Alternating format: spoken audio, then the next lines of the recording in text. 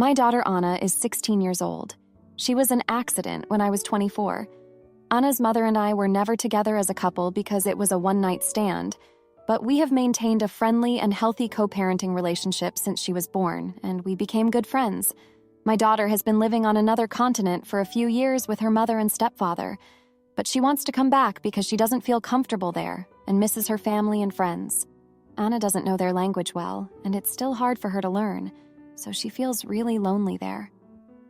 I spoke with my daughter's mother, and we thought it was a good idea to let Anna live with me. Her room is now my home office, but I can easily put together a room for her again. We haven't confirmed anything yet. I talked to my wife about it first, and I was sure that she was going to be okay with that because we literally talked about that possibility before. The problem is that my wife doesn't want that to happen. My wife and Anna have never been close at all because they only met in person for our wedding when I was able to pay for a ticket for my daughter to come. That was the last time I saw my daughter in person. Plane tickets are too expensive, but they do tend to talk a little bit when I make video calls with Anna, but not too much. Anna also talks to her brother, and he likes her a lot even if they just see each other in a video call. My wife says Anna is not going to feel comfortable in a house with strangers, and I told her that we are literally her family. She said no, she and our toddler are not Anna's family because they barely know her in person. It honestly hurts me that she thinks that way, but I understand her point of view, although our toddler is Anna's brother. It really annoyed me that she said that because our little one really loves his sister, even if they just see each other online. I had an argument with my wife about it, and I ended up telling her that my daughter will always come first because it's true. For me, my children will always come before any other person, and she knew very well about my daughter when we married. My wife got angry and said that bringing Anna home would change how we handle ourselves, and that she doesn't want to be a stepmother. She said that Anna lived with her mother on another continent, so it's not the same as having her right here every day. I told her that no one is asking her to be a stepmother because I will be the one who takes care of her as always. My daughter used to stay many days with me, and I was the one who took care of her. I'm not going to give my wife all the work because I was a single father for a long time, and I know how to take care of my daughter. I work, I clean, I cook, I take full care of our son when she works and wants to go out and do something. We both support each other in raising our son. I don't understand why some people in the comments can't believe that a man doesn't leave all the work to the wife. But if she doesn't respect my daughter's presence in the house and hates it that much, then she has all the freedom to go to a hotel room. I was a big idiot because those words obviously ended up really bad, and we had a worse argument. My daughter has every right to live in my house if she wants, but my wife doesn't want that. I really love my wife, but my biggest focus is to give the best to my children, and I would love to have my princess here after years. My wife hasn't been talking to me at all, and she's very angry, but she continues with the same stance that she doesn't want Anna here at all, and I know I will get angry, and we will end up arguing again because I'm not going to leave my daughter alone either. Now, for a few comments before the update. Comment 1. To be honest, your marriage is over. Your wife openly doesn't want your daughter around, and even if she claims to change her mind to keep the marriage, it would be a lie. Even if she tried to pretend, people pick up on it when they aren't wanted or liked, so your daughter would literally feel your wife's dislike. You cannot bring your daughter into a home with your wife. It would harm her. Comment 2. You love a woman who hates your daughter. You keep saying she won't abuse your daughter, but oh boy, she started a power play, and if you think she'll stop, I will feel sorry for your daughter if you stay with your wife and make your poor daughter live with that woman who I bet will do everything to show her she's not family. Now, for the update. Hey everyone, it's been a while since my last post, and a lot has happened in the past 2 weeks. First off, thanks for all your support and advice on my previous post. It really means a lot to me. So, after my argument with my wife about Anna coming to live with us, things got pretty tense at home. We barely spoke to each other for a few days, and when we did, it often ended up in another heated discussion. I tried to explain to her how important it was for me to have Anna here, but she just couldn't seem to understand my perspective. One evening, while I was on a video call with Anna, my wife overheard us talking about the possibility of her moving in. Anna was so excited about the idea of living with me and getting to know her little brother better. But as soon as the call ended, my wife confronted me, saying that I was making promises to Anna without considering her feelings. She accused me of putting Anna's needs before our family's, and that really hurt me. I tried to reason with her, telling her that Anna is a part of our family too, even if they haven't spent much time together in person. But my wife just couldn't see it that way. She kept insisting that having Anna live with us would disrupt our family dynamic, and that she wasn't ready to be a stepmother. Things got even more complicated when my wife's parents got involved. Apparently, she had been talking to them about our situation, and they took her side. They called me one evening and told me that I was being selfish, and that I needed to put my wife's feelings first. They even suggested that Anna should stay with her mother, and that I should focus on my real family. That conversation left me feeling angry and hurt. How could they say that Anna wasn't my real family? She's my daughter, and I love her just as much as I love my son. I couldn't believe that they would try to minimize my relationship with her like that. Meanwhile, Anna was getting more and more anxious about the situation. She could sense the tension between me and my wife, and she started to worry that she was causing problems in our marriage. I tried to reassure her that none of this was her fault and that I would always be there for her, but I could tell that she was still feeling guilty. I knew I had to do something to fix this situation, but I wasn't sure what. I didn't want to give up on the idea of having Anna live with us, but I also didn't want to keep fighting with my wife. I felt like I was being pulled in two different directions, and it was tearing me apart. That's when I remembered something my own father had told me years ago.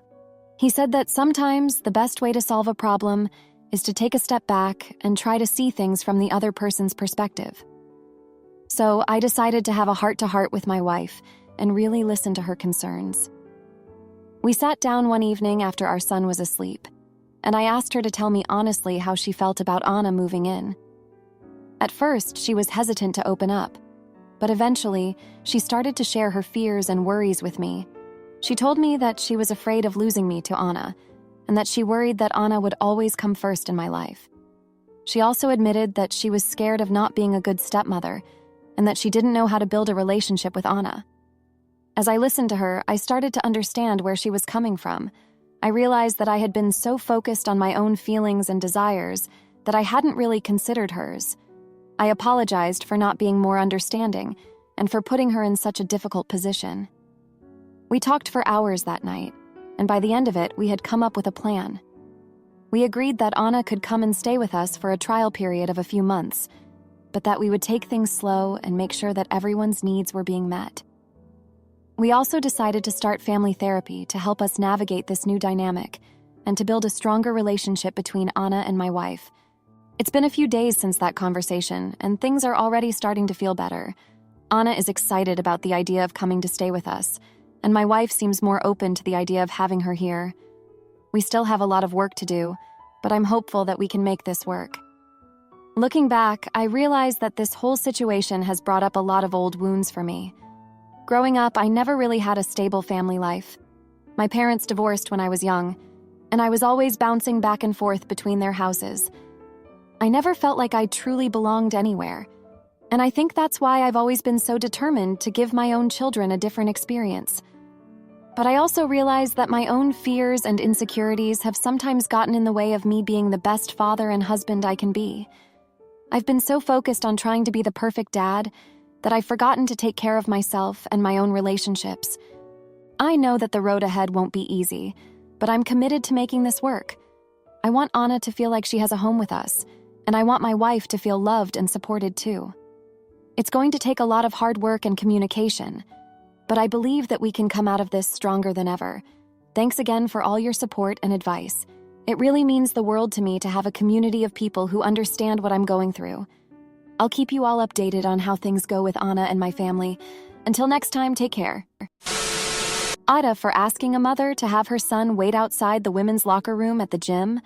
I'm usually a very non-confrontational person, so I've been overthinking this ever since it happened, wondering if I was the jerk or if I can stop worrying about it.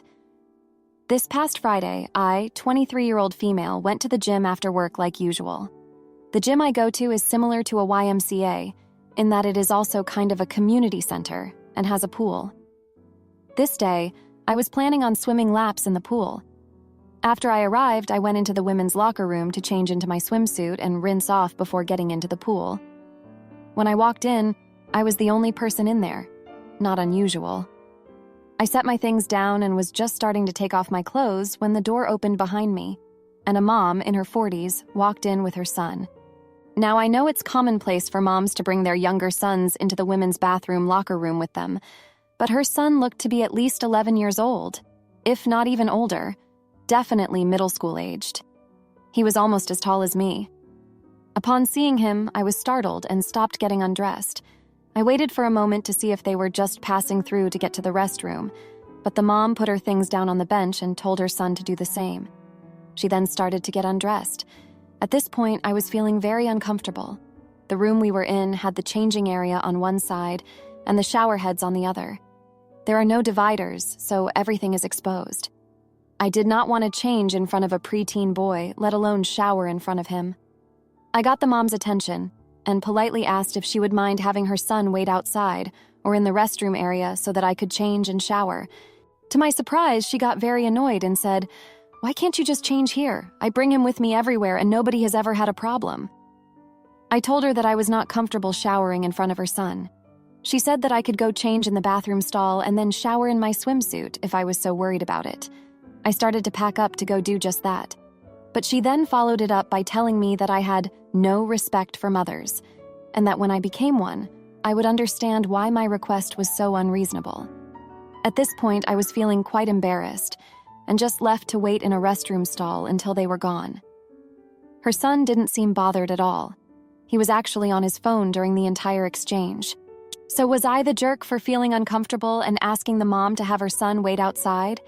My husband thinks I'm not the jerk at all, but when I told my mom later, she said that if I was uncomfortable, I should have been the one to leave, and it was unnecessary to bother the mother. Am I the jerk here? Now for a few comments before the update. Comment 1. Not the idiot. Hell no. I would have told a worker. I would have caused a scene. That boy is too damn old to be in the women's restroom. The person would have screamed at you if you walked around naked in front of her son, too. Comment 2. Not the idiot. Being a mother does not entitle you to just do whatever you damn well please. You should have reported her to whoever was in charge. That is a messy situation just waiting for a lawsuit. Now for the update. Hey everyone, thanks so much for all your comments and support on my last post. It really means a lot to me. Now let me fill you in on what's been going on these past 2 weeks. After the incident at the gym, I decided to take some of your advice and speak with the management about what happened. I explained the situation and how uncomfortable I felt having a preteen boy in the women's locker room while I was trying to change and shower. The manager was very understanding and assured me that they would look into it. A few days later, I received a call from the gym manager. She informed me that they had spoken with the mother and reminded her of the gym's policy, which states that children over the age of 7 should use the locker room of their own gender. The mother apparently got quite defensive and argued that her son was not causing any harm. However, the manager stood firm and told her that if she wanted to continue bringing her son to the gym, he would need to use the men's locker room. I thought that would be the end of it. But boy, was I wrong. The following week, I started noticing people giving me strange looks at the gym. Some would even whisper and point in my direction. I had no idea what was going on until a friend of mine, who also goes to the same gym, pulled me aside and told me that there were rumors going around about me. Apparently, the mother had been telling people that I was some kind of deviant who was trying to sneak a peek at her son in the locker room. She twisted the whole story around and made it seem like I was the one in the wrong. I was absolutely shocked and horrified. I couldn't believe that someone would spread such awful lies about me. I immediately went to the gym manager and told her what was happening. She was just as appalled as I was and assured me that she would handle it. She ended up calling a meeting with all the gym members to address the rumors and set the record straight. She made it clear that I had done nothing wrong and that the mother was the one who had violated the gym's policy. Despite the manager's efforts, the damage had already been done. I started to feel incredibly uncomfortable and self-conscious every time I went to the gym. I could feel people staring at me and whispering behind my back. It got to the point where I dreaded going to the gym and would make excuses not to go. My husband, who has always been my rock, could see how much this was affecting me. He suggested that we start looking for a new gym, but I was hesitant. I had been going to this gym for years and had built relationships with many of the people there. I didn't want to let one person ruin that for me. However, things took a turn for the worse when I overheard a group of women talking about me in the locker room. They were saying horrible things and accusing me of being a creep. I couldn't take it anymore and burst into tears. I ran out of the locker room and straight to my car, where I broke down sobbing. That was the final straw for me.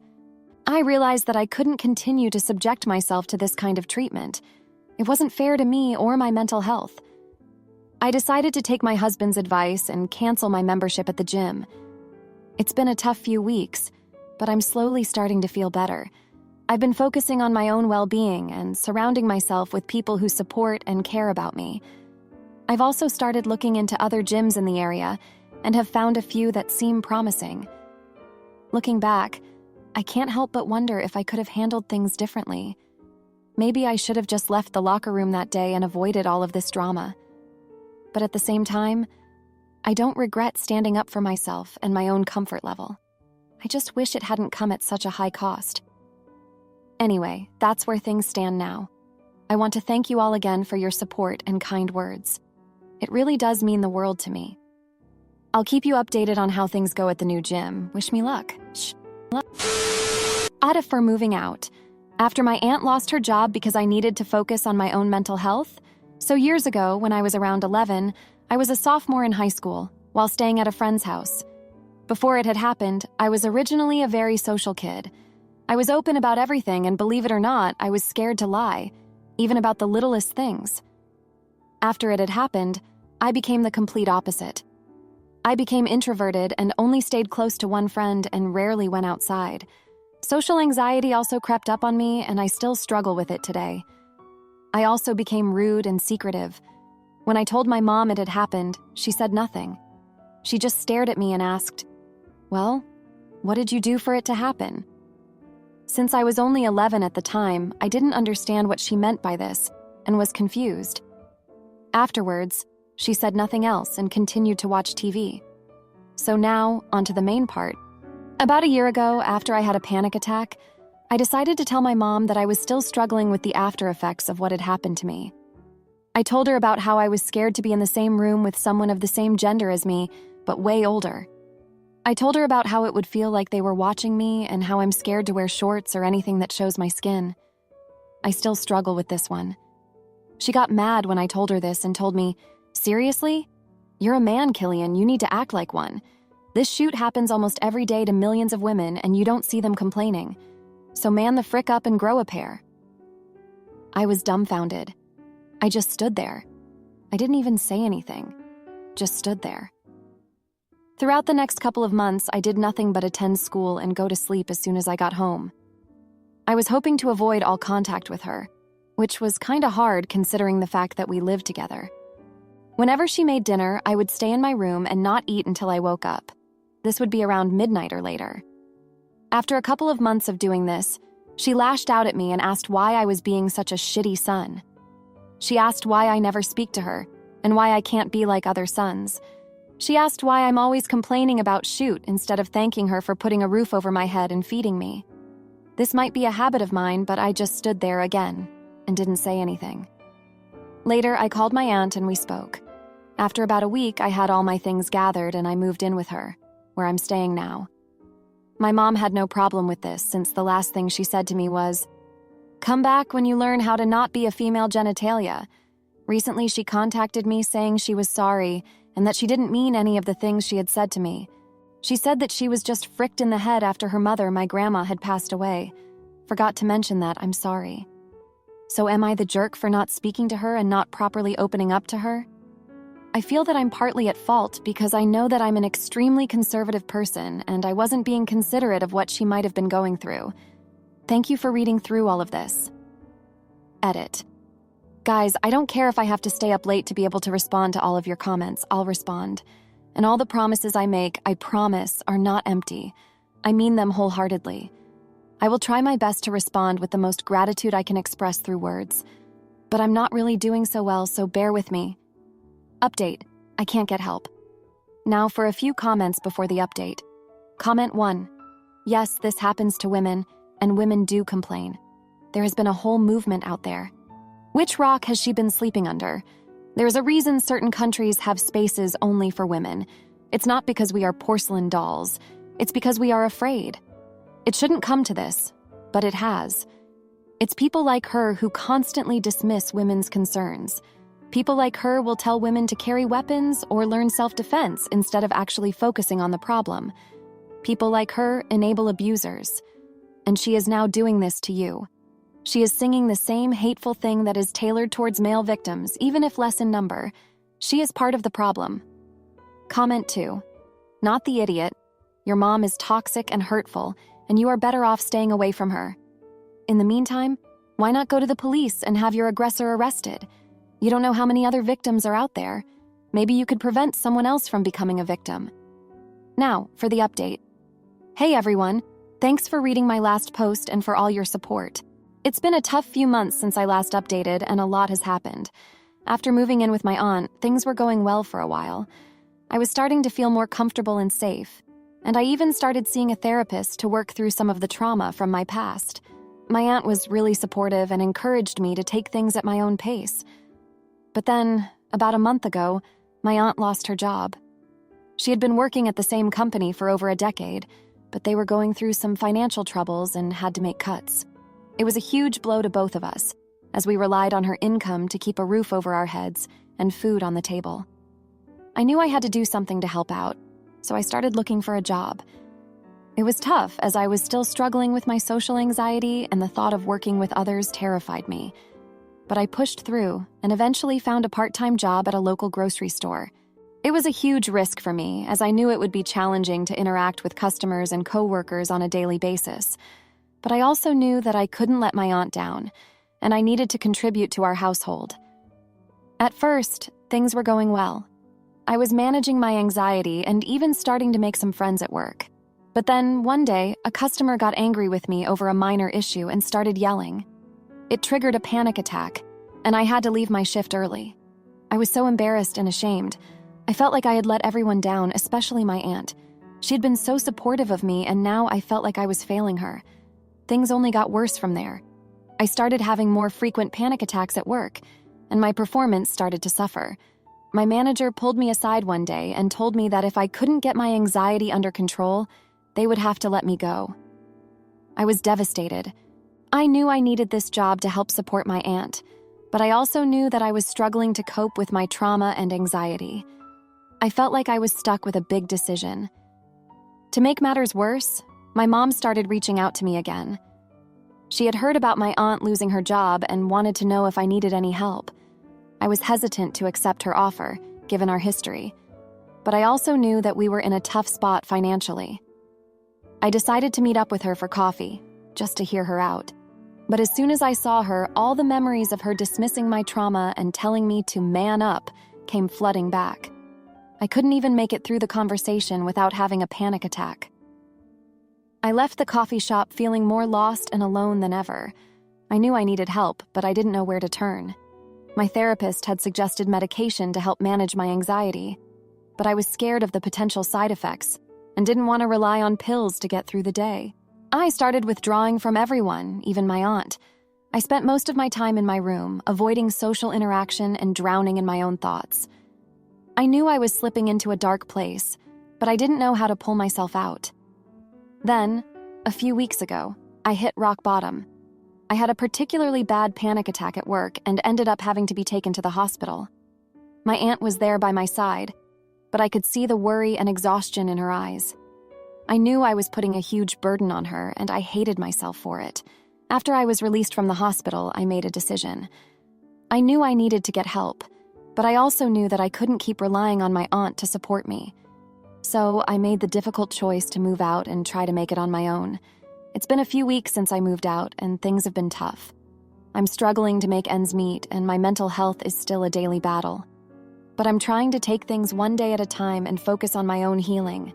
I know I have a long road ahead of me, but I'm determined to keep fighting. I want to be able to look back on this time in my life and know that I did everything I could to overcome my struggles and come out stronger on the other side. Thanks for reading, and for all your continued support. It means more to me than you know. If you liked this video, you'll probably like these too. Also, while you're here, please consider subscribing. It's your support that keeps this channel alive and allows me to make better and longer videos. Have a great day!